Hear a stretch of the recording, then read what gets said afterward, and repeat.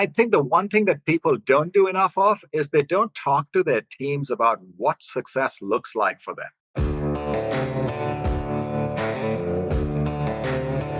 What would happen if we just told the truth? Welcome to Truth Works, where we dig into the nitty-gritty of leadership and work. And what needs to change? I'm Jessica Neal. And I'm Patty McCord. Our journey together started in HR, but trust us, it's evolved into something wild, honest, and well, a bit rebellious. So throw out the handbook.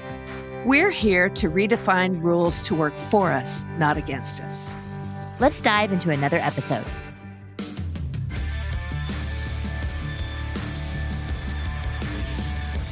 Hi, everyone. Welcome to another episode of Truth Works. Patty, my partner in crime, is out with the flu. Unfortunately, her grandkids got her sick, but I am lucky because I am with one of my favorite people ever. His name is Anish Batlaw. He works at General Atlantic, runs the entire HR talent practice for them. It's a really big job that I want him to talk about in just a minute. He also wrote this book, Talent, the Market Cap Multiplier. So we're going to talk a little bit about that.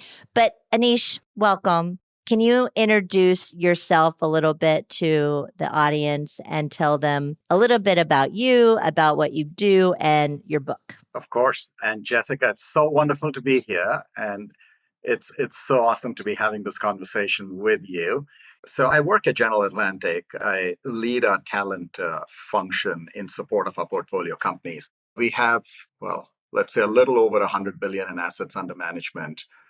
Multiple businesses. One of our key lines of business is growth equity. Growth equity has grown fairly dramatically over the last, 10 years, but has always been a growth business at GA. And more recently, we added on a few more businesses, credit, climate, and infrastructure or sustainable investment.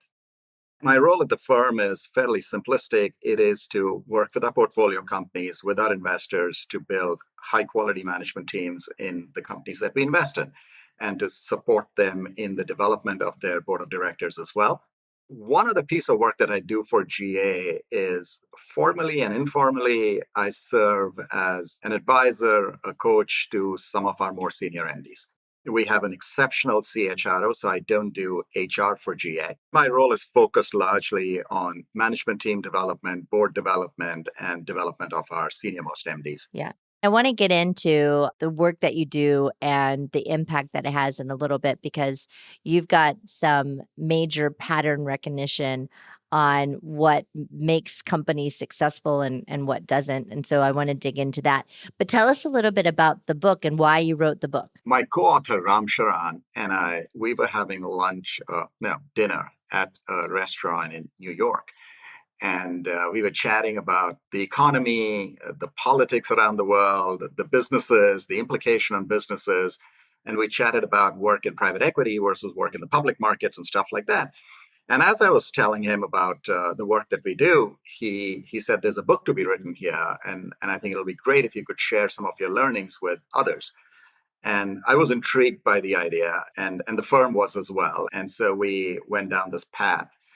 The one other reason I wrote the book was for many years, I was a bit fed up with people telling me HR or talent is a support function, or it's a staff function, and it's a stepchild to the main line of the business, and so on and so forth.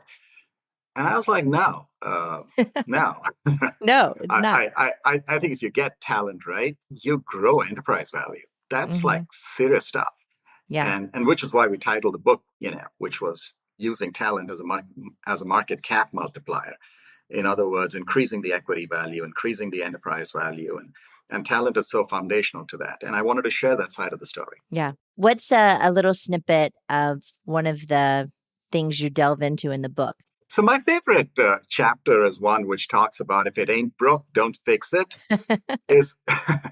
That's probably the worst advice in business. Yeah. I was invited in by my partners to a company called Hemnet, which is in Sweden. We did the deal. We were super excited about the deal. Flew into Stockholm 3 days post-deal to meet with the management team.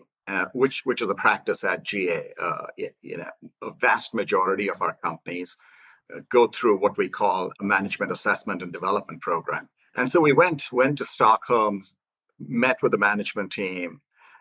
We don't typically change CEOs in the companies that we invest in, but at Hemnet, we discovered that the CEO had a great track record, but the deal thesis required a very different strategy going forward. Mm-hmm. The past strategy had been focused on relationship. It's a real estate classified business. And the Mm-hmm. past strategy had been focused on building relationship with the broker community, super important, taking pricing action, and having the relationship with the broker community to be able to effectively take pricing action on a year after year basis. And that had helped the company grow. It was almost like air in Hemnet. Mm-hmm. That was the only company. And so everyone knew the brand, because if you want to buy a house, you want to rent a house, where do you go? You go on Hemnet.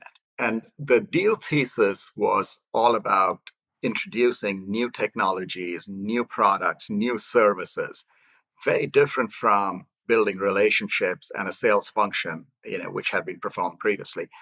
And so we went there, we had a conversation with the CEO, we had conversations with about 20 other people at the firm, and we walked away. Well, we didn't walk away. We came away from those meetings saying that maybe there's a case for change. And 3 of the board members flew in the night we finished all our meetings. We decided to have dinner together. I still remember vividly, after some chit chat, they asked me what our key findings were. And me and a colleague of mine mentioned that we think there might be a need to change the CEO. You could have heard a pin drop. I'm that, sure. that was that was a long dinner. It was a I very bet. long dinner. And I think 3 or 4 hours later, we collectively agreed that although a difficult decision to take for everyone, right? It was a difficult decision for the board because they weren't anticipating this, and the performance of the company was good. It Right. wasn't broken. Right. And for our lead investor, Chris Cockin, on that deal, it was an incredibly tough decision. He was not even a partner at that point in time. He's a senior MD today at GA. Mm-hmm.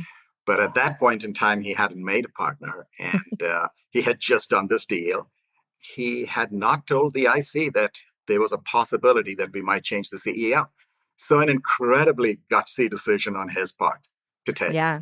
But they made the difficult call. We went ahead with the change. Fortunately for us, we found the right CEO to come into the business.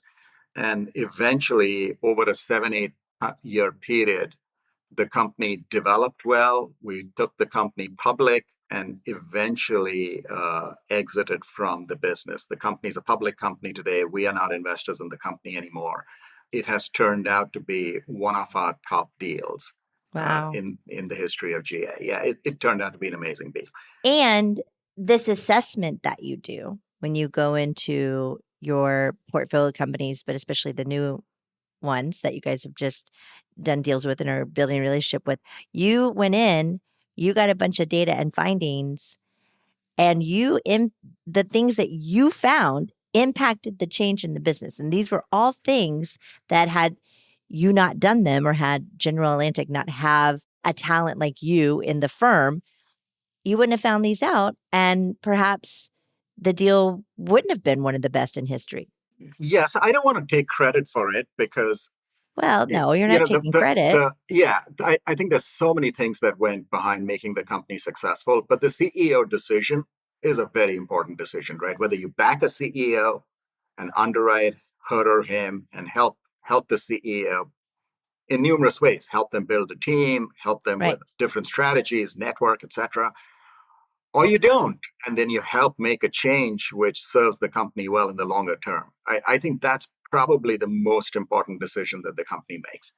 And by Yeah. not, sometimes people walk in and say, let's not make a CEO change, let's not make that decision. And I always say, by not making that decision, you're making a decision. Right. Right. Absolutely. But my point is that, that talent, like going in and assessing talent at all levels, is a really healthy, important thing. And, had you not done that assessment and had some of these findings, you all wouldn't have had the conversation about the CEO and perhaps wouldn't have made a change. And Yeah. so it's just so interesting to me that, this function, and we can talk about it, oftentimes gets looked at as being like fluffy or dealing with like the behavior, human stuff. Oh, okay, it's not a big deal. It's not important to the bottom line, but it absolutely is important to the bottom line. Yeah, it is. It is. I mean, we've got data to show that. I've done a fair amount of research on this.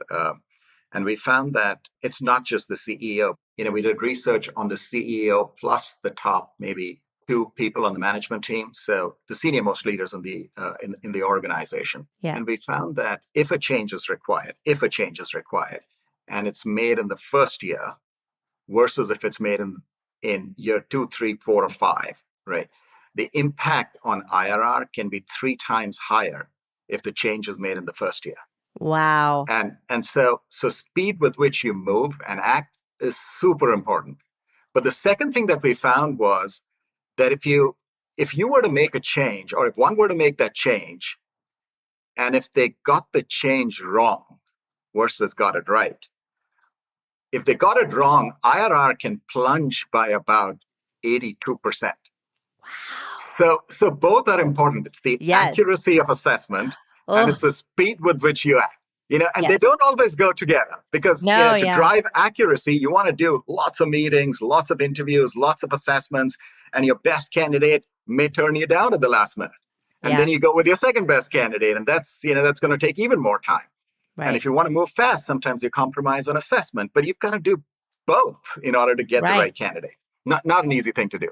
No, not at all. So tell me a little bit about the assessment and what you all do, how you go about it. So I'll start off by saying that we never go into an assessment with a hypothesis that the management team is not right. Rather, we would go in to understand what the company has done, which has served the company so well, which needs to be protected and preserved and built upon to help the company be successful in the future. Our principle is that management knows what's going on. And the best thing we can do is to have a conversation with them, kind of like the conversation you and I are having, right? Yeah. Where we go, we spend 2 to 3 hours with each executive on the senior leadership team, probably end up spending 3 to sometimes 5 hours with the CEO over multiple meetings to understand, what prompted the founder to create the company? What's been the journey? What has worked well? What were some of the challenges? What are the aspirations of the founders? What's the ambition? Where does the founder want to take the company in the future? And in that context, meet with the management team to understand, again, what's working, what's not working well. And as the company grows and scales and becomes more complex, what more might they need from each other? And typically, we walk away with from these meetings with circa 300, 400 pages of notes. Do you have like a set of questions that you ask every time, or is it more free flowing depending on? So there's a structure, but it's a bit fluid as well because it really depends on the situation. So there are 3 things that we largely focus on. The first thing we focus on is clarity of purpose, clarity of goals, clarity of strategies, priorities. How clear is the company on that? Are people clear? Has it been cascaded well? In growth companies, it's usually a challenge because there's so much that, people are trying to do. Yeah. The second thing we usually focus on is the quality of the team, the quality of people in the most critical roles, which will drive value going forward. And do you have the right mix of talent? Do you have the right mix of experience, people who've served in, say, functional leadership roles and have seen scale? Have they had opportunities in the past where they've been in an entrepreneurial setup, but maybe have also been in a company that scaled, so on and so forth? And so we look at a mix of talent and then we walk away with some insights there. And the third thing we look at usually is around teamwork and team dynamics. What's the operating rhythm in the company? How are decisions made? How does information flow? What are the systems and processes? How early is it in the development of processes, et cetera? So we cover all these 3. We certainly covered these 3 areas. We might do something more. But if there is a situation where priorities are not as clear, then we would go deeper there. If there's a situation where there is maybe maybe some toxicity in the culture, then we'd go deeper there, right? Right. So yes, there's a structure, but Yeah. the principle is talk to management, invest a lot of time with them. We Mm-hmm. do immerse ourselves in the company, and we always go to the company. We never have the company come to us Mm-hmm. because it's great to be there. The water cooler conversations in between those meetings is super helpful. We have done a few of these over Zoom as well. I'm still learning how to be more effective on Zoom. We It's all not, are. yeah, yeah, but It's it's not the the same. yeah. But you know what? I think for companies to go back to full 5 days a week is going to be challenging. Yeah. I think we might Agree. end up with hybrid is probably realistic. Yeah. So I guess we all have to learn to be more effective virtually. I know. Well, pretty soon we're just going to have like our AI robots just talking to each other and we don't even have to show up, Oh, that's helping us so much even now. All this note taking that we were doing Yeah, I was going to say your in the meetings 300, 400 pages of notes. Yeah, after AI. every trip that we would make, I would walk away with cramps on my shoulder, my wrist would hurt and stuff like that. Now, fortunately, there are so many apps which will take the notes for you. So I still take a few notes because it helps me think. Yeah. But these apps, I don't have to take the same 300 pages of notes. What's the one you're using right now that you love? Oh, we've looked at Otter. We've looked at a whole bunch of Assembly. We've looked at a few others like those.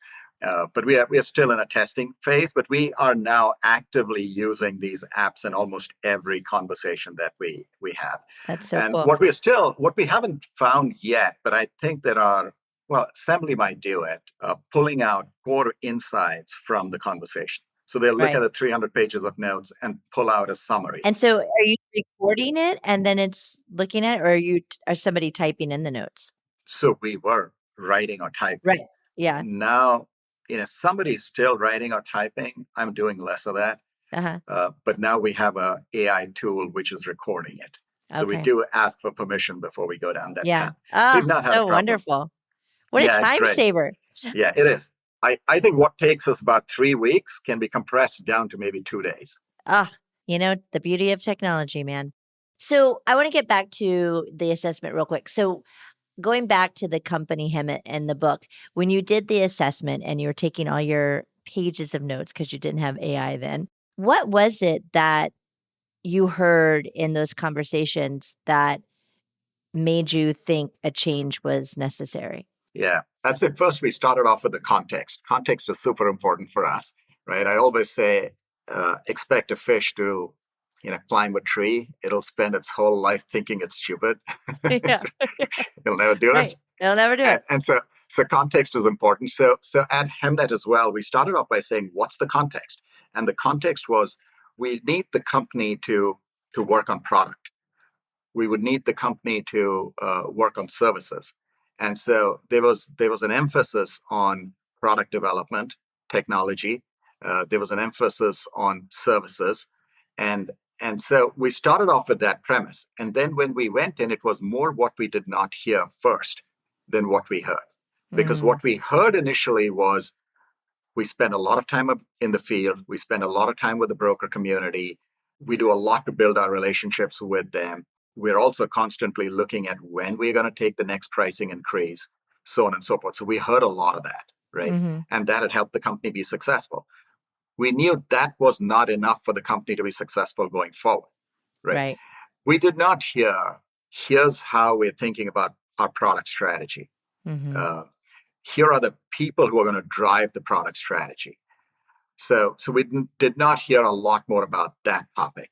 The second thing that we did not hear about, or rather, what we heard was that the company was trying to restructure into 3 lines of business and was having an incredibly hard time finding the right people to staff those 3 lines of business. And it was a challenge. And Jessica, you'd really appreciate this. This was not a big business, right? This was under $100 million in revenue at that time. Yeah. And it was valued highly, but under $100 million in revenue. And interestingly, the 3 lines of business meant that each line of business was about a third or less, right? Ballpark. Right. And so now it becomes an even smaller business. But the requirement from the business unit head was somebody who had the ability to have a product vision, to be able to lead the product and tech teams, to be able to lead product marketing, to be able to work effectively with the sales function, to be able to be conversant on the P&L. Mm-hmm. Very difficult to find people and compensate them well for small books of businesses. Right. And so the company was running into that challenge, and they were looking to hire only in Sweden and people who were based in Sweden. So it was a tough job, and which is why they were not able to fill those roles. And the third thing that we heard was not very positive, which was when we went ahead and spoke with the management team. We always asked them, we asked the CEO, what are your top 3 priorities? We asked each member of the management team, what are the top 3 priorities for the company? We did not hear complete alignment on what the priorities were. And as we dug further and further into it, it seemed to us that the one thing which was constant was support for relationship development. Mm-hmm. What we also heard from them were many initiatives had been kicked off in the past, which were new, which stayed for a period of time, maybe 6 months, 9 months, and then died a natural death. Yeah. There was nothing else that had sustained, a strategic initiative that had sustained over a period of time.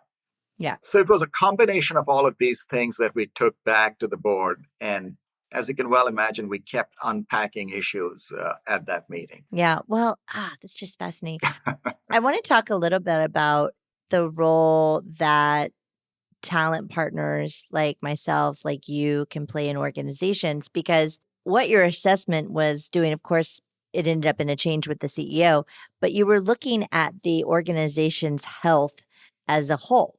How effective are you, right?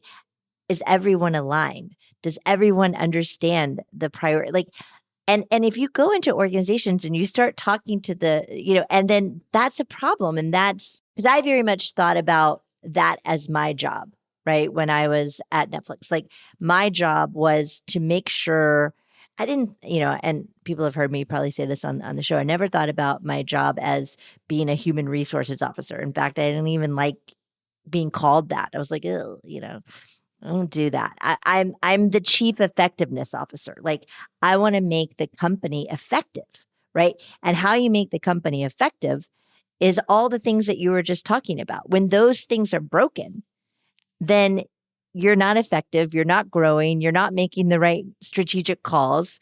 You may not have even the people that can make those calls, right? So I just wish that more people from our function thought about their role that way versus being a place of compliance and de-risking things for the organization. I was talking to a company that I'm working with earlier today, and they took out their CHRO and have a new person in the role, and that person's actually from the business, and I think it'll be a great change. And they just got finished doing their listening tour, and I mean the things that are broken are like, there's been somebody in the company that's been trying to relocate, but because of like the relationship between finance, legal, and HR, this one person has been held up in limbo for 4 months. And they like can't figure out how to like agree on the relocation. And then, it's like country to country, and there's some complexity behind it and visas and whatever. But shouldn't take 4 months. You know what I mean? And then the reputation of the team is they're not great. And I often see that, right? But I want to get your perspective to see why you think that is. Cuz you might see that pattern too. Well, your story and Patty's story and the Netflix story is so inspiring. And we've embraced a lot of the concepts from your work into how we pursue the talent strategies for our portfolio companies. I think there's a lot of work that needs to happen in an organization, in a growth organization, in a company that's scaled. There's a lot of work that needs to happen. Compliance, HR compliance, and employee relations. I think important pieces of work, Agree. which should happen in a company, right? But I think, my sense is what should engage the chief talent officers or the chief HR officers or, whatever those titles might be, should really be a focus on, one, they're part of the top team. They are part of the first team in the company. And so clearly they're enterprise-wide leaders. And so one of the top priorities should clearly be sustainably growing the value of the company over a period of time. That needs to be the number one objective. And if you ask the CEOs, and there have been so many surveys on this, KPMG does it, PwC does it, there's a whole bunch of companies that do it, right? What is the number one issue? A vast majority of the CEOs would say talent is their number one priority. More recently, a lot of them are saying technology, AI as well, right? But talent has always been either number one or number two, right? Priority. And so if talent is the number one priority for a CEO, then talent is what the CTO or the CHRO should be obsessing about, because that is what's going to grow the enterprise value sustainably, which is great for every stakeholder. And so I do think obsessing on, do we have the right talent in the most critical roles in order to drive the strategy that the company is going after? And the strategy, by the way, is informed by the quality of the talent in these critical roles as well. Exactly. So it always comes back to talent. And the interesting thing is, I was talking to the new person that took this over, and they were like, what's the metric? And I'm like, do you have the best talent? Do you have the best leaders? Do you have the best talent? Like, if you focus on that, it's not retention, because if you're retaining the wrong people, don't matter. It's like, get the best people on the planet. And when you don't, act fast, to your point. Like, when you make a mistake, get them out. So it's like, I always think about it as like saturation of talent and do I have it? Right. And then there's the people that shine bright who, are stars. There's the people at the very bottom who shine differently. They're terrible. Those are easy calls, but it's all the people in the middle. And so you have to be just aggressive about those folks. And, are they good or are they great? And if they're just good, you have to say goodbye, because that's the drag on the company. Yeah. So we've taken, I couldn't agree more with you. We've taken the work that you did on talent density at Netflix, and we've converted that into a KPI that we review at the highest levels in our firm, which is, as you know, an investment firm that invests in companies, right? Yeah. And so we've taken talent density, created a KPI. I believe, and I think my firm does too, that this is the most predictive KPI in business, right? If you think about revenue, you think about earnings, right? These are all lagging KPIs. They're not predictive KPIs. I think talent density is probably the most predictive KPI. And for us, talent density, in the way we've defined it, and it's a little bit different from how you may have defined it, Jessica, because our approach to this has been first to define what is talent density, and our definition was it's essentially concentration of A players in the company. How concentrated is your company? Then the next notion has been you can't go straight from, not every company can go from point A to point B incredibly fast. So there's a journey, and the journey for us is start with two areas of focus. One, management team. What's the concentration of A players on the management team? 100%. And the second would be, what's the concentration of A players in the roles that are going to drive value creation? Yeah. So, if you take the Hemnet example, launching new products was a critical driver of business. The product director for the new product who was going to be launching the new product is a critical position. Yeah. The product marketing is a critical position for that. And so our effort has been identify the critical positions. Do you have concentration of talent in those positions? We then we've done a lot of research on this. We looked at about 10 years of deal making, well north of 200 companies. And we found that 60% is the magic number to get to a good IRR percent. Really? So you have to have 60% top talent of your leadership team in the critical roles. Correct. I'm going to use that. And I'm going to say, Anish has the data. I have the data. I've got data that shows, if you have one A player, if you have 0 A players on the management team, what's the IRR? If you have 1 A player, what's the IRR? If you have 2, what's the IRR? And if you have 3 out of 5, what's the IRR? Whoa. It's incredibly compelling. Yeah. In all the pattern recognition that you have about what makes a company succeed versus what isn't, is it talent density? Is that the main one? Or is it a combination of that and something else? Well, it's these three things, right? Which is there clarity of Mm-hmm. purpose? Is there clarity around the goals, the priorities in the organization? Are we trying to do too many things? Are our resources, scattered, or are we focused on what's truly going to have an impact? Right. I think that's super important. Quality of talent or talent density, incredibly important. Teamwork is important, right? How does the information flow? How do we make decisions? The operating rhythm, all of that important. I think the work on teamwork is is easier and it's easy to teach. There's also so much literature that's available on it, right? Yeah. Uh, I think very few people can be disciplined about setting targets, goals, strategies that are focused, clear, and putting the right resources behind each of those strategies. Mm-hmm. There, people are a bit more challenged. I think I read somewhere, I forget where, that only 24% of the leaders truly excel at creating clarity in the organization. Mm-hmm. That's not surprising. But I also read in that same research, and I'm forgetting where I read this, that only 14% of the leaders excel at building high quality talent or teams. So it's definitely more challenging. It's definitely more challenging.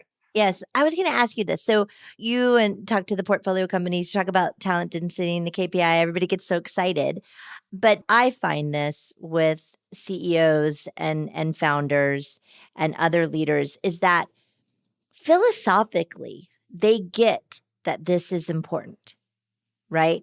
They understand it. It's not like they're silly, like they know, but a lot of times they don't know how. And some of these things are very uncomfortable for them. And also, I would say they themselves, let's say if you're a founder, you may not know what great looks like, right? Like you just haven't seen it yet. So, do you find that, with the, let's say only 14% really get it, know how to do it? Is it because it's uncomfortable and they don't know how? Or is it something else? So my experience on this has been that it's not that difficult to engage with CEOs and help them get there Uh huh. if they're not there already. I haven't found that to be very challenging as long as the CEO or the founder is open-minded to Agree. Yeah. learning. Right. And so when I think about potential to get there, if the person's already doing it, it's fantastic, right? Then you Yeah. can underwrite the person, let the person get on with it, so on and so forth. But if the person's not doing it and you're making a bet that the person will be able to create a great management team, then you have to underwrite that potential. And I think one of the most critical things there is the founder open-minded to learning and collaborating and getting there, or is the founder not open-minded to doing that? Yeah. And that's, if the person's not open-minded, it's a more difficult thing to underwrite. Mm-hmm. What's another surprising tidbit that you've just found over the years that you're like, oh, wow, I wouldn't have expected that? So interestingly, I'll give you a few. So interestingly, I found that, we do management assessments, right? I described the program to you before. Yeah. We found a 0.6 correlation between IRR and management assessments. It's material. Wow. Now, initially, when we found that, I was so thrilled. I was like, wow, now, now Yeah. we can say with conviction and data that talent has a direct impact on creation of enterprise value, Yeah. right? Yeah. 0.6 is significant. It's material, right? And it's Yeah. on IRR. Yeah. And as I dug into it, my takeaway has been that all we do is we challenge the standards for the CEO that the CEO has of himself or herself, and the CEO has of her or his team. Yeah. That's all we do. We challenge the standards. And in the process, we help them recalibrate their standards. Mm-hmm. And that has such a viral effect within the organization. But it's all to do with talent. Yeah. I'm often talking to CHROs And, they're trying to have a metric like that where they can show the business like the material impact that they're having on IRR or, the P&L in general. But it's always, I know, very hard for them to show that, or they don't have the systems or the tools that, collect the data in a significant way where they can prove it. So what's your advice to just a general CHRO or HR leader that, wants to show this type of impact to their executives, the CEO, whomever? Yeah, so I'd say it starts off by focus on the stuff that matters. Yep. One. Second, don't outsource everything. For instance, the quality of the top 2% in the company, and I don't just mean from a hierarchy standpoint, I mean the most critical roles in the company. Right. Who are the people in those roles? Are they A players? Are you retaining the right people? Are you re-recruiting them? Are you moving out the people who are not A players? Are you tracking the talent density? Super important. And then tracking business performance, impact on the business performance on the value of the company as measured through either, if it's a public company, as measured through market cap, if it's a private company, as measured through the enterprise value, right? Right.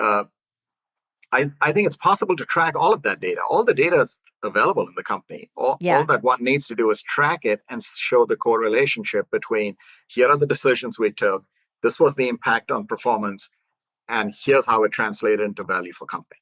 Yeah. That's all it does. I mean, it's not rocket science. Yeah. I don't know why. I'm trying to think like why it is so difficult for Yeah, I mean, some. one of the things that I would really encourage CHROs or CTOs to do is the help of this top team. Don't outsource it. Don't bring in Yeah. a third party to do 360 programs and stuff. Go out and talk to them directly. Talk to Yeah. people. I used to do this even at GA, where our CEO had me, every year he'd select a few MDs. He'd have me go out and speak to not the whole firm, but a vast majority of people about those 4 people that he'd selected. Uh-huh. And then he and I'd sit down and we would share our findings with the individual. Yeah. That's pretty powerful, right? Mhm. Because you're then helping develop your senior most people in the organization. But now, if you do this exercise for 5 years, 6 years, 8 years, your knowledge of how the organization functions, your standards on what's going to be effective and what's not going to be effective gets really well calibrated, right? Right. Your insights on talent are then well worth its weight in gold. Right. And I think those are the kind of things that CTOs should be focused on. I think this notion of we'll get a 360 tool in at a touch of a button, 1,000 people will go through it on an online format, doesn't work. I agree. What do you think about annual performance reviews?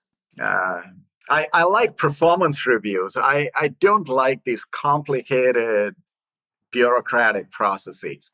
Yeah. I'd rather we work in a more nimble fashion and in a more fast-paced fashion where you're looking at what are the drivers of performance, how's that cascading across the company, are people's energies focused on what matters the most, who's doing well and who's not doing well, and are they getting feedback? Yeah. And I think the one thing that people don't do enough of is they don't talk to their teams about what success looks like for them. Right. A conversation a product director can have with a product manager can be 1 year from today or 18 months from today, this is what success looks like in your role. Right. As opposed to saying, I want you to focus your energies on these 3 things. If they can instead talk about, make a movie in your head, as Patty says, right? Yeah. Make a movie in your head on put yourself in a situation 2 years from today. What does the situation look like? Right. I think that could be really powerful if people start doing things like those.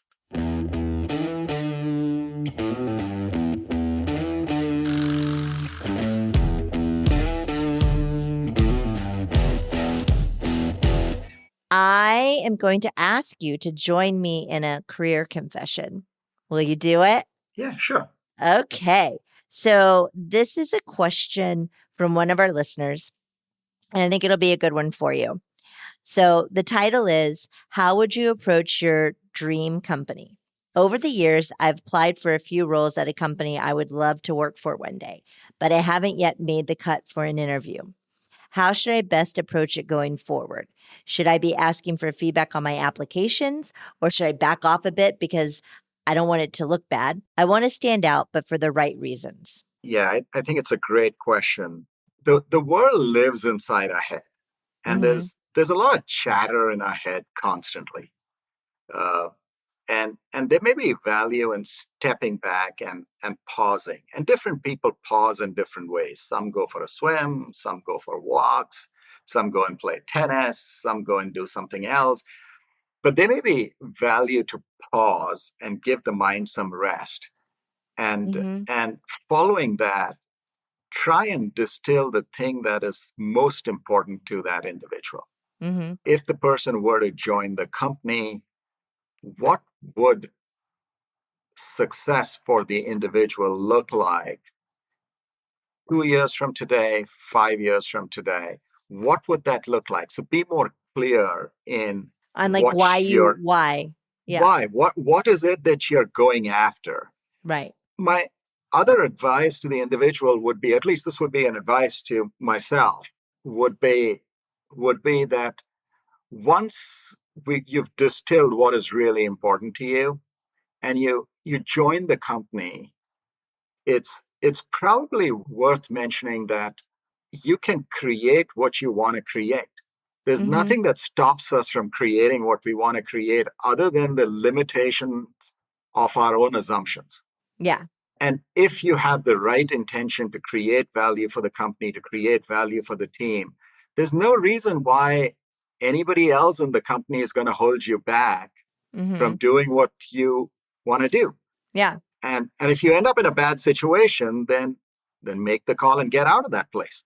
Yeah, absolutely. The other thing I was thinking about as you were talking and as I read the question is like they think it's their dream company, but they don't know. They've never worked there, and maybe it is, it is not. But the other thing that I think your point about really thinking about what success looks like for you and really what you're trying to get out of the next few years, it could help you have more clarity on what you want to do different in your application or your process, but also it can make you think about other things that you might want that other companies have too, if this company isn't paying attention to you. And then the other thing I think about too is like, have you utilized your network? Right. And once you crystallize like what success looks like, if you know someone that works at that company, going and talking to them about that and saying, hey, I'm really interested in this company. I would love to get my foot in the door. Here's what I think I could do there. This is the impact that I think I could have. And this is why I'm so passionate about it. Yeah. Jessica, the best advice that I got was when I joined 17 years ago when I started off with private equity. I'd finished my career in public companies. I transitioned into private equity. And the best advice I got then was, I remember sitting down with this lady and she said to me, you always talk about not being this staff function.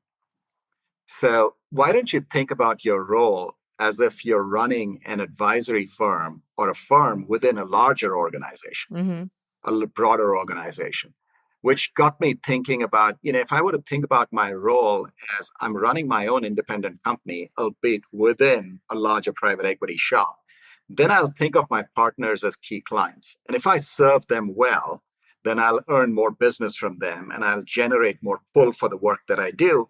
And my CEO is going to see value in what I'm doing.